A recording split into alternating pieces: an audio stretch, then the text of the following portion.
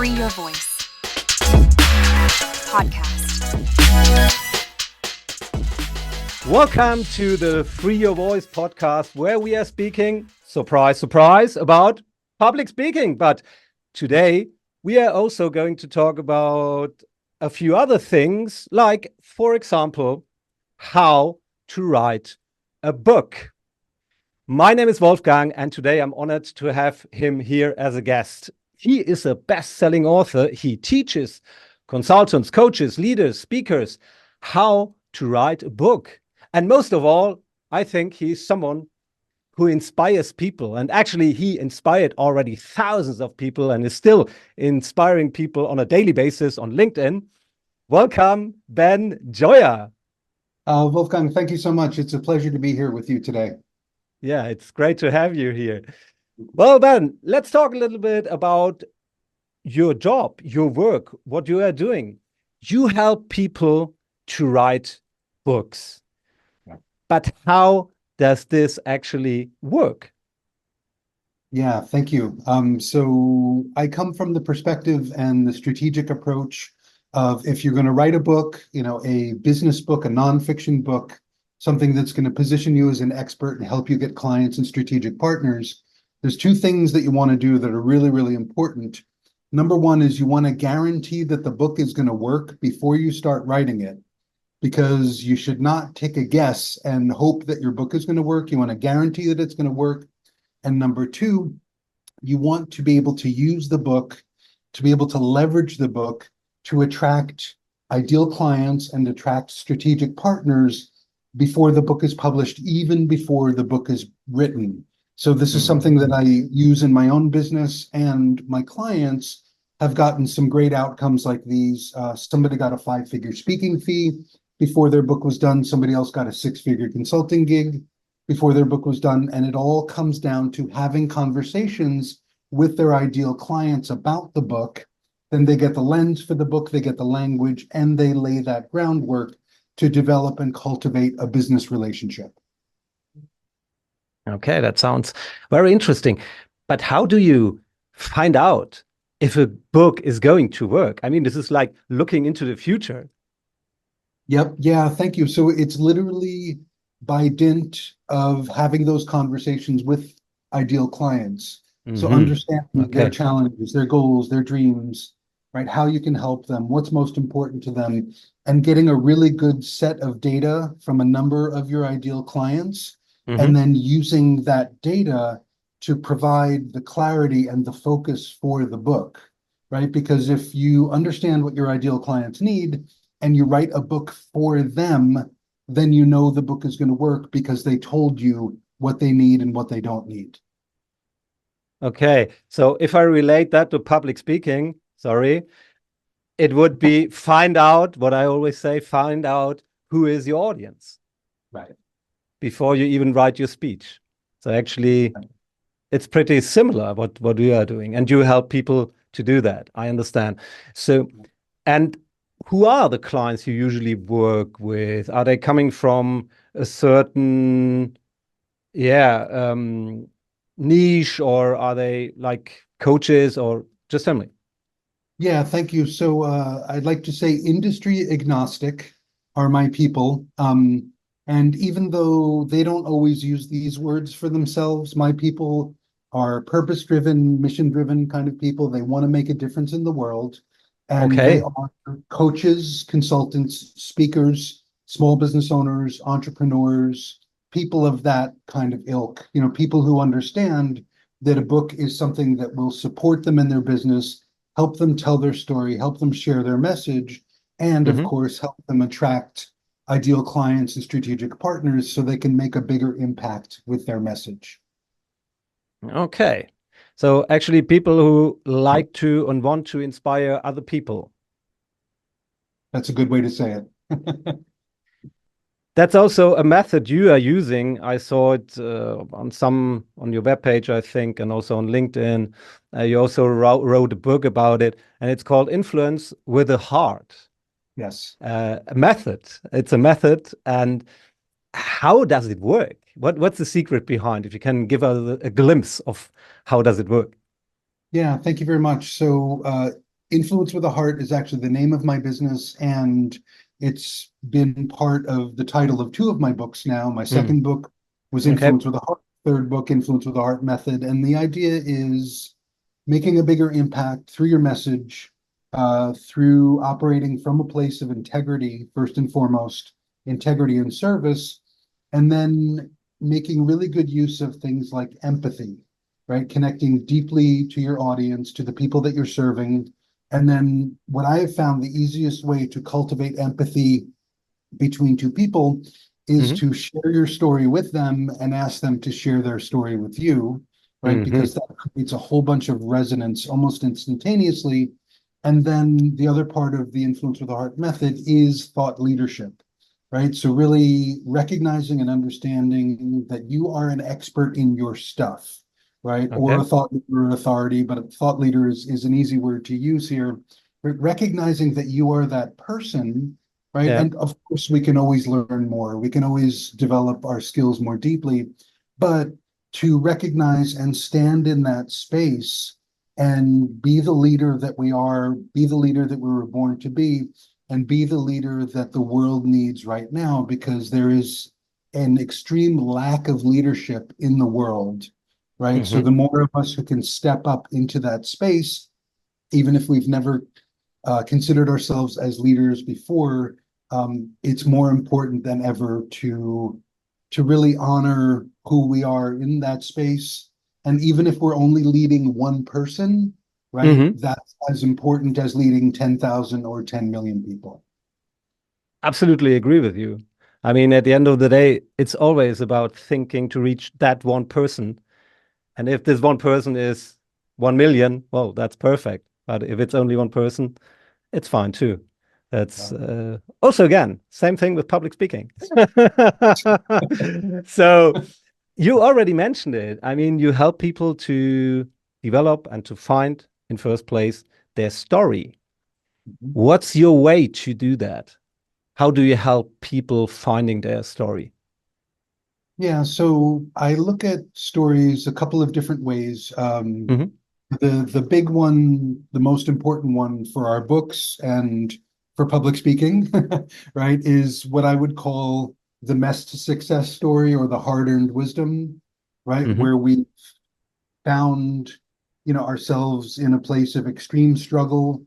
We could call it rock bottom, whether it's in our personal life, our business life, or both, Yeah.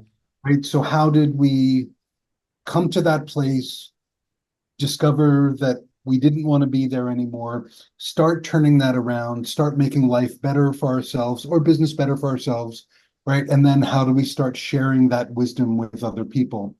Mm. So very often just exploring with my clients, like, what was that rock bottom point, or what was one of them, right? And how did you transform that wisdom into something that you can share with other people, right? So that's one aspect of the storytelling, and that's certainly central to books and to talks, right? To public speaking.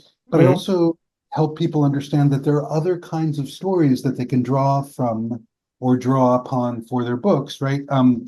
Testimonials about their work are little tiny stories, right? Case studies are stories, right? Anecdotes like what happened on the bus last week, that's a Mm. story, right? There's so many other kinds of stories, not just to that mess to success, but so many other ways that we can share our wisdom and give our listeners or readers or viewers the opportunity to see the world through our eyes, to stand in their shoes, and to understand that it's possible for them as well. Because if they don't believe it's whatever it is possible in the first place, then they're not going to take action no matter what information we give them. So we want to inspire them, show them it's possible, right? Help them move from disempowering beliefs to empowering beliefs, and really help them step forward again into the leader that they truly are. Hmm. My experience is that there's a natural hesitation, well, maybe not natural, maybe it's also education to share exactly these kind of stories where you are vulnerable, where there's a failure. How do you help people to overcome that fear of sharing those kind of stories? Thank you. That's a great question. A couple of some of it is reminders and perspective, and some of it is actual practice.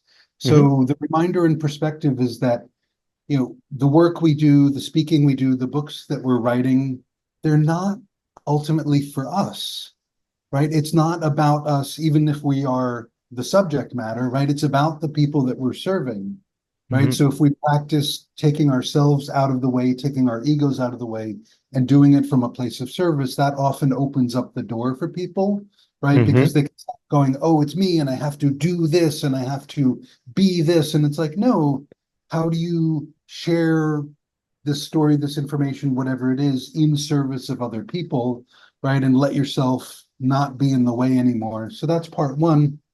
Part two, from a practice perspective, I teach all my authors, I teach everybody who will listen to this methodology, um, actual smiling meditation, right? Okay. So Wow. we smile when we're happy, right? But we can also become happy by smiling, right? And the more we smile, the more we actually lighten our mind, right? And I will say to my authors, a light mind is the right mind to write, right? A light mind is the right mind to write, to speak, to have a difficult conversation, to lead. So the more that we can lighten our mind, the more we can not get involved in the story that's in our head, right? The more we can not take this difficult or uncomfortable feeling personally, the more we're able to move forward with the message, with the story, and our ability to help more people. Wow, that's very powerful what you just said. I love it. I mean, I totally agree with you. Smiling can change your mood, your mind. And actually, well, maybe that's the reason why we live in Spain. Right. Well I said. don't know. I don't know. Just saying, just saying. You, I have to ask you about public speaking because I also saw, I did some research. You also worked as a public speaking coach in the past, right? What is your passion about public speaking? I mean, I guess it's similar to what is about writing books. It's about stories, right? Yeah, it is about stories, and I love the activity of speaking, right? Hmm. Whether I'm on stage, on a podcast, on a webinar or summit, I just love, sharing my wisdom and sharing my stories and helping people see what's possible, right? Going back to what I said before, if we can help Mm. people see what's possible, that's the game changer. Like information is great, right? Tactics are great, strategy is Mm. great. But first and foremost, if we can show people what's possible, we can show people how to do their business better, how to have a happier life, and ultimately how to make a better world, right? So Yeah. if we can all step into that, right, things change very quickly. And I think that's one of the most beautiful things about business, right? Because very often business can be more influential than government in changing the world, right? So if we have more people who are operating from integrity in business, right, the more we can make change all across the board. Mm. Okay. I have to ask you, and we are not going to talk about politics, but I have to ask you, as you are an American, I have to ask you. I mean, we had this debate between the two candidates, and it's not only in the US. I think in general, the conversation, especially the political conversation, has become so hostile.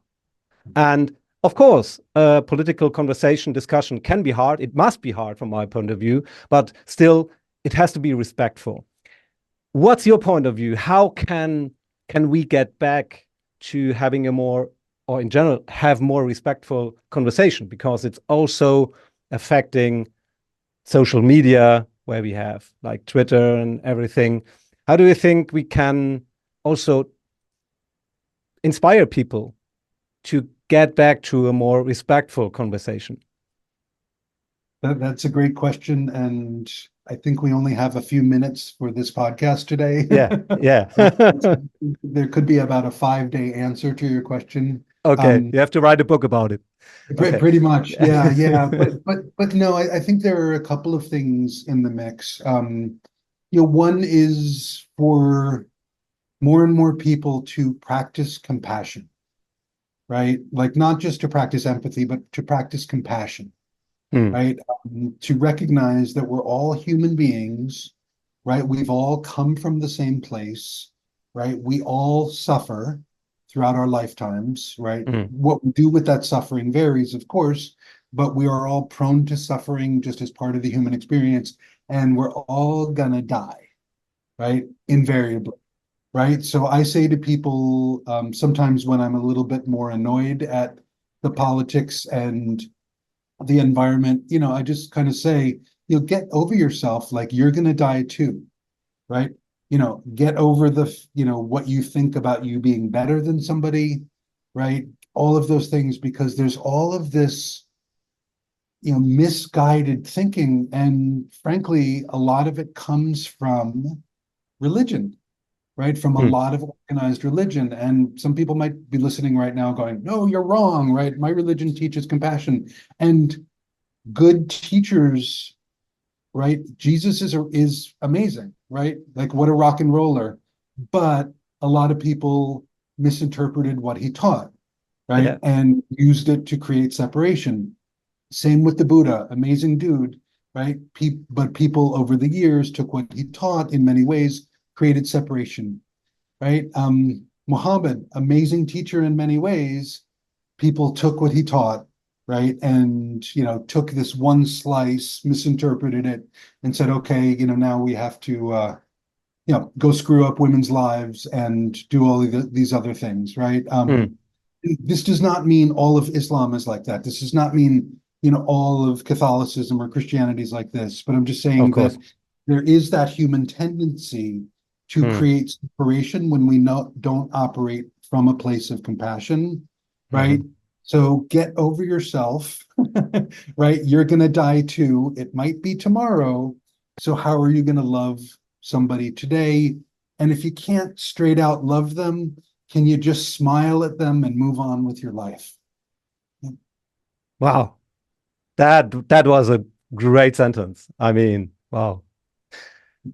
Great answer. Thank you. I mean, you managed to do it in 3 minutes instead of 5 days. So Yes. congratulations. Thank you. Thank you. We, But we it cut was it down to 5 days. you already showed us during that podcast. I mean, you are an inspirational person, and I also see you on LinkedIn. Your posts are very inspirational. And where do you get your ideas from? That's a great question. Nobody's ever asked me that. Really? Really not? Yeah, yeah. Okay. Um, yeah, thank you. I read voraciously. I read a ton of fiction, Hmm. actually. Hmm. So I read a whole. I also have, as long as I've been an entrepreneur, and even before that, but especially in the time. So I've been an entrepreneur for, God help me, 15 years, coming up on Okay. 16 years. And I've almost always had a coach during that time, if not two coaches, Hmm. right? So, I read, I listen, I pay attention. Whenever I hear somebody give a talk, a presentation, a podcast, like I'm always taking notes, right? It doesn't mean that I'm going to look at the notes again all the time, right? But just that activity of writing, Yeah. right, helps translate it to my brain. And yeah, I pay attention to the people who inspire me or help me think. Hmm. And that inspiration tweaks something in my brain that helps me remember a little bit of something. And then I think sometimes consciously, sometimes not so consciously, how can I integrate this understanding Hmm. into how I teach, to do what I'm doing better and therefore help more people around me. I mean, for me, like service has been so important in my life, pretty much from forever. And then, when I added a couple of experiences, I didn't choose these experiences, right? But, for example, on a hike in southern India in 2004, I faced death 4 times in like 72 hours, right? And Okay. yeah, yeah, yeah. And I came back from that experience, first of all, with an incredible gratitude for life, but with such a galvanized desire to serve, Hmm. right? And I just realized that no matter what I'm doing, work or not work, I am going to serve as much as I can. And even again, to stay on theme, right? Even again, if I can just smile at more people, right? Yeah. Share that gift, share that kindness. That's what I'm going to do every day. And then more uh more involved, like to be able to help people write their books who I know that their business, their company is helping more people to, so I can serve more people through the ripples of the people that I connect with. Okay. Great. Ben, I saw you have a webinar coming up. Is it this weekend? Yeah, thank you. So let's see. So Monday I'm kicking off a summit So called the Monday. All right. Author Equals Authority Summit. Hmm. So I'll be teaching, let me remember the title of my presentation, the heart, psychology, and science of writing a client attracting, world changing book. Um, Okay. Complicated title. yes, Okay. thank you. Thank you. So that's my presentation Monday. And then on Okay. Tuesday, with my colleague Donna Kunde, we're doing our monthly masterclass called Okay. Don't Die with Your Story Inside. So we Okay. talk about story and how to identify some of the stories, like I said before, and then actually bringing those stories into a methodology that you can use to create a podcast episode or write a chapter for a book. So Hmm. author equals authority summit Monday, and then the masterclass on Tuesday next week. Great.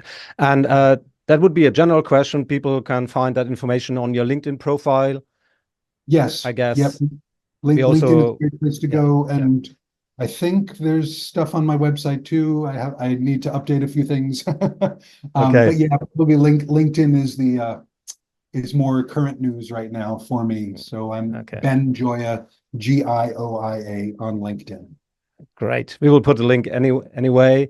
So this Thank is you. where people usually can find you on LinkedIn when they want to get in contact with you because they want to write a book. Yep, that's a great way to do it. And even if you're, you listener, even if you're just thinking about it, I invite you to reach out to me because I can help you get clear on what makes sense for you, right? And the other part is sometimes people will say to me, "Oh, Ben, I'll reach out to you when I'm ready to write the book." Hmm. And I say to people is reach out to me 2 months before you think you're ready, right? Because it'll Okay. make those next 2 months, and when you actually flip the switch, much easier, much better, and much more effective. Yeah, it also creates some accountability, right? So there is something already going on and your brain starts already thinking about it. I Yeah. understand. I understand. Great. Ben, that was so insightful. And I think I learned three things, which is smile more, Mhm. show more empathy, and start thinking about writing a book. Awesome. Awesome, Ben. Thank you very much for being here. We will stay in touch anyways through LinkedIn. And I wish you a lot of success with your upcoming masterclass and webinars you're going to have. Thank you. Thanks for being here. Thank you so much. Absolute pleasure to be today, and I look forward to meeting you in person in Spain. Exactly. Okay, thanks. Yeah. Bye. See you.